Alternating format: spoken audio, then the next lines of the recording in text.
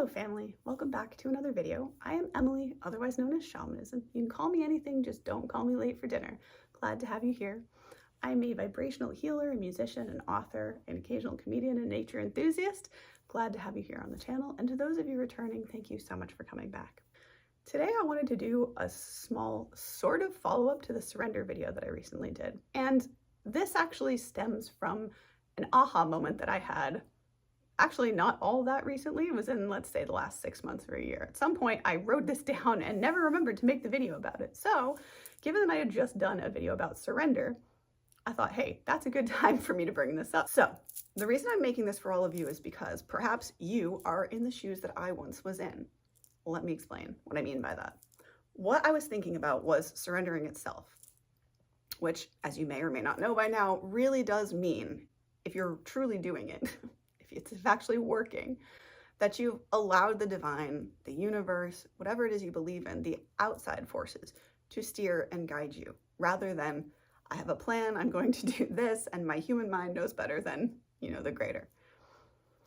In thinking about surrender, I realized something really big about myself and my journey, which is that it's very difficult, and comment below if this is you, if you recognize yourself in this. It's very difficult to surrender control of something when your mode of survival up until that point has essentially been to become louder or more exaggerated than was perhaps necessary, because if you didn't, your needs weren't met. I realized that's what happened with me. I had developed this mode of interacting with the world, largely without realizing. In most scenarios, externally, I didn't know that I was doing this at all. I did recognize it a little bit in my family, and it was something I was working on. It's just tricky. So I realized that because the dynamic of my family was the way that it was, and that essentially during the holidays, which admittedly I loved, it also became an unintentional, vocal competition. And quite literally, if you weren't able to raise your voice enough to actually be heard over the cacophony, then you simply were not heard. And it kind of ties in a little bit to the unfortunate children are seen and not heard kind of thing that was unintentionally drummed into my head growing up through peers, through external forces. Thankfully, not really through my own family. Having said that, again, the aha that I had was, well, no wonder I'm having such a hard time giving up control, because control and being almost over-exaggerated at times with what I was feeling, what I was saying, or the volume, just the volume of my voice even, was to overcompensate for the fact that most of the time I was overlooked, not seen, and not heard. It was wild of a realization. I don't know if it makes as much of an impact saying this to you guys as it did to experience it. However, I realized, oh my gosh, this makes so much sense, because for however many decades, I have operated according to the system that if you don't become a little inflated, a little louder than you would ordinarily be at rest, shall we say, that you simply were not heard, like I said, or seen or understood or anything. It was wild and mind-opening and altering for me, because I realized that that also has a lot to do with the state of my nervous system, because it was, I don't know if I've ever shared this before, I feel like I've shared bits of this. I have very sensitive hearing. And so during those holiday times when everyone would be, it was excited and joyful competition. However, it really was loud. And it wasn't until I got older and began to view my family dynamics from the external perspective to kind of see what was happening that I realized, oh, that's really important. No wonder I do that. And also, I'd like to not do that. So I began to start to practice giving up control and just living from a more authentic version of myself, which does not include this loud volume, which does not include this, I don't even know what to call it, truthfully, just intensity. There was such intensity, and it was you're right, I'm wrong, no, you're right, no, I'm right, no. As I say, it was playful and also had some kind of mental effect on me, I think not entirely for the benefit. And probably all of us to some extent. To you, if you're out there and you recognize that, oh, shoot, that might be why I've been struggling so much to surrender, because that was literally my method of survival beforehand. And to ask your body, yourself, your psyche, to just hand over and give up the entire way that you're operating inside of your life, I don't want to say it's too big of an ask. If you ask that, it's likely that you're not really going to be able to make progress in any kind of fashion that feels satisfying, because you'll be being held back by the fact that your MO, which stands for modus operandi if you don't speak Latin, which is Latin, which means your way of working, that's how you've been doing it. I can't think of a particular animal example or anything. I mean, it would be like asking something that has operated a specific way to just totally do something different on a whim and to do it all at once.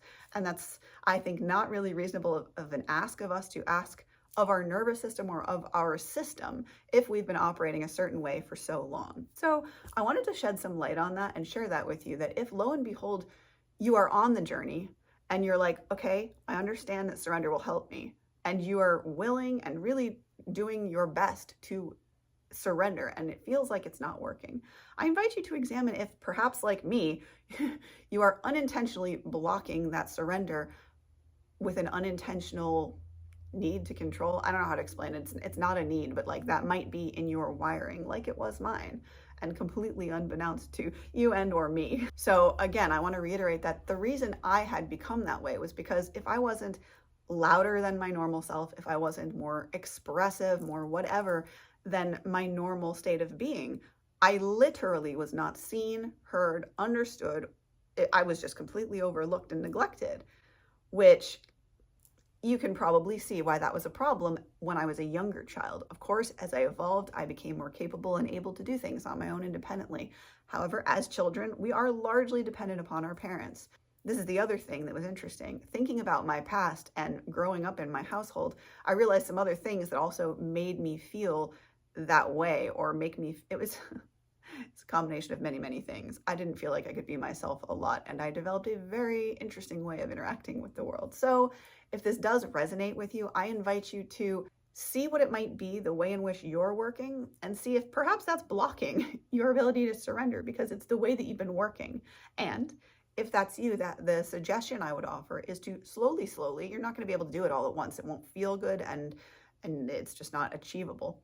If you work little by little at giving up one piece at a time, whatever that is for you, whatever that looks like, whether that's part of your schedule, you release it to allow the divine to allow you to feel passion in that open period to do whatever it is that you feel passionate and love for and you want to go do, rather than say what you have scheduled in your block schedule for the day. So I invite you really to surrender, and I invite you more so to examine your life if you're struggling to surrender at, might you have a way of operating and interacting with the world that is accidentally interfering with, that might be preventing you from achieving surrender and the freeing state that that actually is when one achieves it. Because it takes all of the responsibility off of your shoulders and says, hey, you're making the choices. So it sounds like I'm saying to blame the universe. I'm not. You still have free will, my friend. My hope with this video is that maybe this aha can help you. So if you know anyone who this video would help, please do share it with them. Subscribe, as that really helps me out as a content creator to get these messages out there to those folks like you who need to hear them. And last but not least, if you, my beautiful spirit soul, need any support or health coaching, please don't hesitate to reach out to yours truly at this email address, where it would be my genuine pleasure to serve you in whatever way you need help. Have a beautiful and a blessed rest of your day or night, wherever you're seeing this, and I will see you, gorgeous cats, in the next video. Namaste, much love, and stay healthy. Bye.